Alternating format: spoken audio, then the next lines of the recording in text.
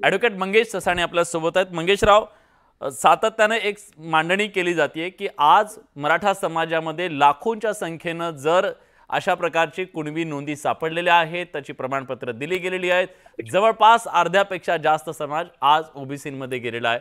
मग उर्वरित जो समाज आहे त्याला ओबीसी म्हणून मान्यता द्यायला हरकत काय, ही मांडणी सातत्याने केली जाते। तुमचं याच्याबद्दलचं कायदेशीर काय म्हणणं आहे? तुम्ही वकील आहात, अभ्यासक आहात म्हणून विचारतो। नाही, नक्कीच खरं म्हणलं तर हा जो कुणबीचा जो विषय आला तो कारण की आता शिवानंद भानुसेंनी एकदम चांगल्यारीत्या चुकीच्या बऱ्याच गोष्टी सांगितल्या।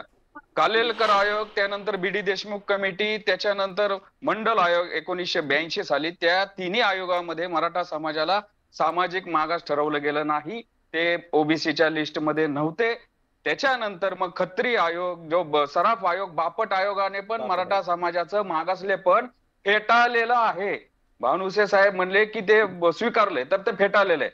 मग एवढं सगळं असताना त्याच्यानंतर 2014 ला ईसीबीसी ऍक्ट आला, नारायण राणेंच्या कमिटीने दिला। त्यावेळेस पण असाच प्रयत्न झाला की सामाजिक आणि शैक्षणिक मागास ठरवलं जायचं, म्हणजे 15-4 आणि 16-4।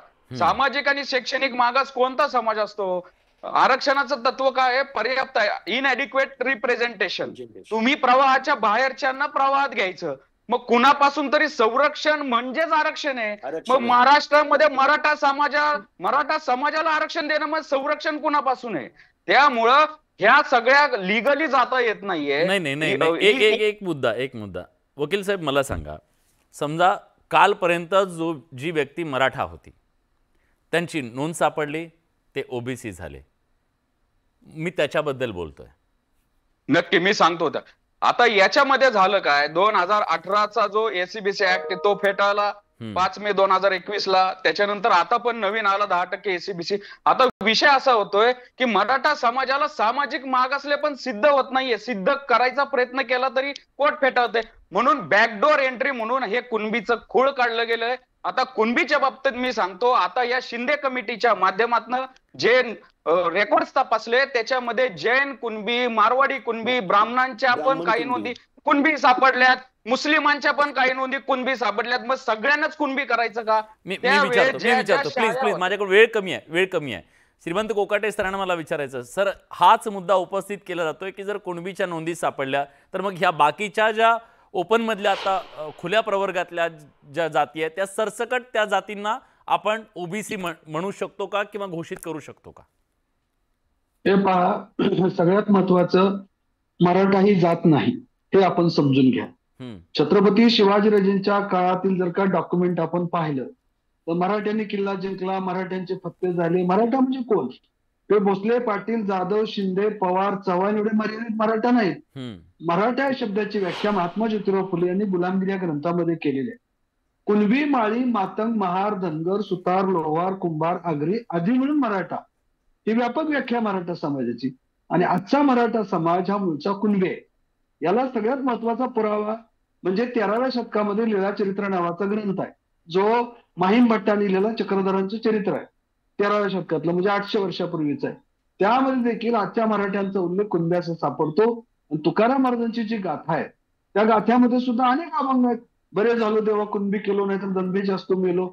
आता तुकाराम महाराजांची देऊचे जे वंशज आहेत ते सगळे मराठा म्हणून लावतात, पण त्यांच्या जुन्या नोंदी कुणबी आहेत। त्यामुळे आजचे मराठा त्याच्याबद्दली गोष्ट आहे मग सर, सगळ्यांचेच कुणबी दाखले, कुणबी नोंदी आहेत ना, ब्राह्मणांच्या पण नोंदी आहेत। मराठा जे बोललं जातं ना हे डुप्लिकेट ओबीसी आहेत, कसं डुप्लिकेट? मातंग समाजाच्या पण कुणबी नोंदी आहेत, डुप्लिकेट ओबीसी कसं म्हणणार?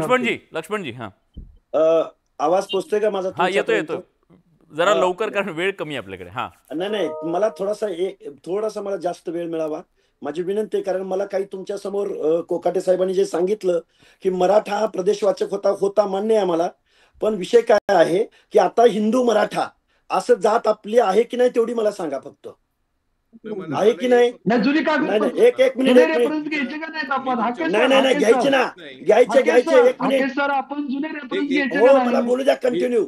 बरोबर, हा बोला तुमचा मुद्दा पूर्ण करा। एक मिनिट मुद्दा तुम्हाला सोडत नाही मी, सगळ्यांना कुणबी म्हणून ओबीसी करून टाका। एक मिनिट मला बोलू द्या. ब्राह्मणांचे घ्या, विलासजी, जैनांचे घ्या, मुस्लिमांचे विलासजी मला घ्या. कंटिन्यू करू द्या. बरं लक्ष्मणजी सगळ्यांचे जुने reference आहे. तुम्ही सलग 1.5 मिनिट बोला. हा, 1.5 मिनिट हा. फक्त 1.5 हे बघा मिनिट. हे बघा विलासजी, मला पण वेळ द्या या संदर्भात. हा हो 1928चा मुंबई उच्च न्यायालयाचा निर्णय आहे. 96 कुळी मराठा हे क्षत्रिय आहेत. आता एक मिनिट, दुसरा एक विषय असा आहे की मराठा ओबीसीकरण सर्वोच्च न्यायालयाला अमान्य, अशोक कुमार ठाकूर विरुद्ध भारत सरकार 2008. आता अजून एक सांगतो तुम्हाला की मराठा व कुणबी एक नाहीत, सर्वोच्च न्यायालय, जगन्नाथ दामोदर घोले निकालावर शिक्कामोर्तब. आणखीन एका विषयाकडे, मराठा व कुणबी एकच आहेत असं मानणे हा सामाजिक मूर्खपणा होय. मुंबई उच्च न्यायालय औरंगाबाद, तत्कालीन औरंगाबाद बेंच, जस्टिस मारला पल्ले. मी तुमच्या समोर किती दाखवले आता. हे हायकोर्टाचे निकाल आहेत, सुप्रीम कोर्टाचे निकाल आहेत, म्हणजे न्यायालयाचे निकाल आहेत. मग आता ह्या निकालापेक्षा आपण मोठे आहोत का? नाही ऐका ना मी फक्त एक विचारतो. भानुसे सर तुम्ही याच्याबद्दलची कमेंट करू शकाल? जर समजा अशा पद्धतीने सरकारने एक जी आर काढला आणि सांगितलं की मराठा कुणबी एक आहेत, असा जी आर काढला तर टिकणार आरक्षण मिळेल का? जर इतक्या वेळा ते चॅलेंज झालेलं असेल आणि सुप्रीम कोर्टाचे इतके वेगवेगळे आदेश त्याच्याबद्दलचे असतील, निर्णय असतील. मला फक्त एकच वीरेंद्रजी तुम्हाला बोलायचं आहे? वीरेंद्रजी तुम्ही बोला प्लीज.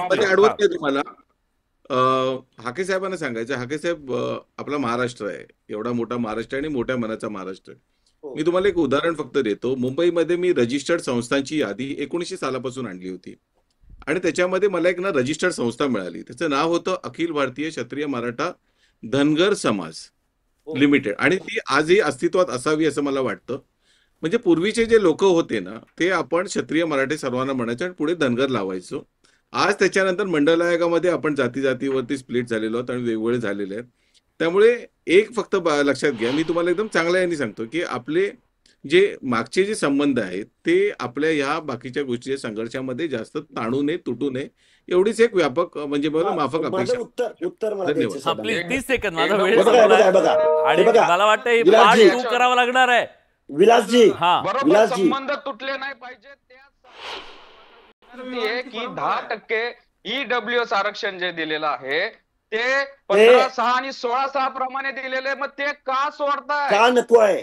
बरं अजून एक त्यांच्या प्रश्नांना, पवार साहेबांच्या प्रश्नाचं उत्तर मला द्यायचं आहे विलासजी. 30 सेकंद. हा, धनगर समाज क्षत्रिय, कारण तो अटक पर्यंत होळकर वगैरे होते, हा इतिहास आहे. पण आपण ज्यावेळी आदिम एसटीचं आरक्षण ज्या आमच्या आदिवासी बंधूंना दिलं जातं ते पण गोंडवाना राज्य होतं त्यांचं, ते पण क्षत्रिय होते, वीर योद्धे होते. भारताचा आदिम इतिहास ज्यावेळी आपण पाहतो त्यावेळी आमचे आदिवासी राज्य खूप मोठे होते ना.